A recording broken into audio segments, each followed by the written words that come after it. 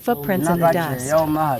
A broken twig. A breeze shifts. And then, a shot fired with ancient precision. The antelope falls. But this is not just hunting, it's respect. Before the meat is touched, the tribe honors the animal with silence and gratitude. Nothing is wasted. Everything is shared. Then comes the feast. In the heart of the wild, a fire is built from scratch. The antelope is prepared using sharpened stones and ancestral tools. Wild herbs, roots, and gathered ingredients are stirred into bubbling pots. The meat is grilled over open flames, crackling with aroma and smoke. The women pound fufu by hand, using wooden mortars passed down for generations. All around, the tribe gathers.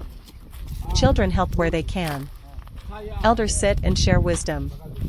Laughter floats on the wind.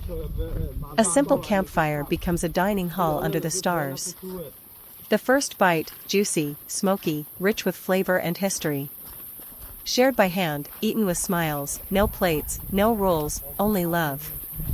This is nourishment for the body and the spirit. In a world racing toward convenience, this moment reminds us of the beauty of slowing down, of earning your meal, of living close to the land and to each other.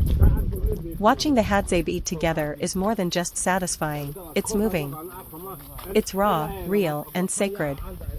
This is how life was meant to be, wild, connected, and deeply joyful. If you've ever wondered what true freedom looks like, if you've ever wanted to taste life the way it was thousands of years ago, this is your chance. Watch, feel, learn, and be inspired. Into the wild, the Hadzabe hunt, cook, and feast on a big baboon with fufu. Deep in the sun-scorched bushland of northern Tanzania, the Hadzabe people rise with the dawn. Among the last true hunter-gatherers in the world, their survival still depends on the land, and today, that means hunting. With handmade bows strung with strong sinew and tipped with poison arrows, a small group of Hadzabe hunters moves silently through the dry grass, led by instinct and sharpened tradition. Eyes scan the land for movement. Then, suddenly, a sign. A troop of baboons is spotted in the distance. The hunters move quickly and efficiently, communicating with subtle gestures and whispers. After a long stalk and a sudden sprint, one arrow finds its mark. The baboon, a powerful and wary animal, is brought down with skill and precision. For the Hadzabe, this is not just meat, it's a rare and hard-earned prize. Back at their camp under the shade of a baobab tree, the women begin preparing the fire. The baboon is carefully skinned and cleaned. Its meat is roasted over open flames and slow-cooked using only natural tools, stones, sticks, fire, and ancestral knowledge. The aroma of wild game fills the air. To accompany the meal, the women prepare fufu, a starchy dough made by pounding foraged tubers like cassava or yam. It's soft, sticky, and perfect for scooping up the savory meat. There's no cutlery, no plates, just hands, laughter, and shared bowls. Everyone eats together, seated on the ground, in a circle of family and community. The baboon meat is smoky, rich, and seasoned only by fire and survival. Dipped in the soft, earthy fufu, it becomes a deeply satisfying meal. For the Hadzabe, this is more than food, it's tradition, unity, and life lived directly from the land. As the meal ends and the sun begins its slow descent, the tribe relaxes, bellies full, hearts light. The hunt, the fire, the food, and the people, all are connected. In this world of dust and roots, silence and song, the Hadzabe continue to live as they always have, wild, free, and full of life. Hadzabe tribe, hunting the wild, cooking with fire, and feasting on fufu. In the dry, rugged lands around Lake Eyasi in northern Tanzania, where the acacia trees sway in the heat and the earth cracks beneath bare feet, the Hadzabe tribe live as they have for thousands of years. With no permanent homes, no agriculture, and no modern tools, they survive off the land using ancient knowledge passed down through countless generations.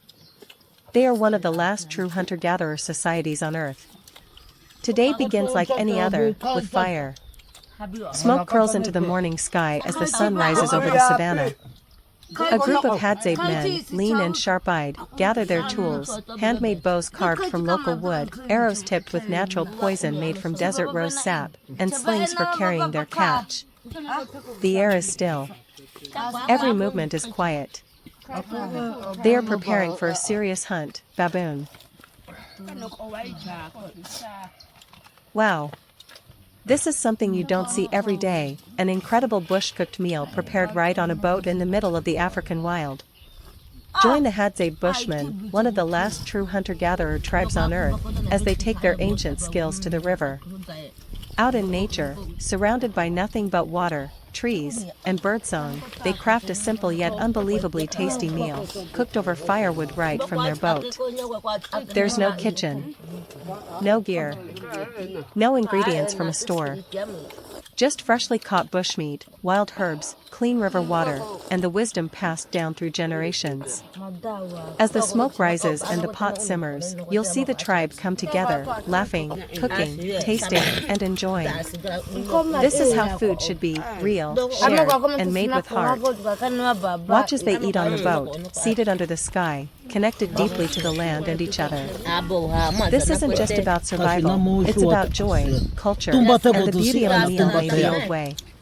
This is pure freedom, pure nature, and pure flavor. If you're tired of fast food and fast life, let this video slow you down and show you what it truly means to live wild and eat well. You've never seen anything like this, a fully traditional meal cooked on a boat, in the heart of wild Africa, by one of the most legendary and resilient tribes on Earth, the Hadzabe Bushmen. Far from cities, screens, and noise, these incredible people show us what it truly means to live in harmony with nature. As the morning mist lifts off the river and the fire crackles on the wooden platform, the Hadzabe prepare a meal that is not only delicious, it's sacred. The boat becomes a floating kitchen.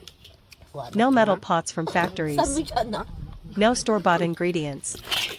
Just handcrafted tools, wild-caught meat, fresh herbs, river water, and a flame born from friction.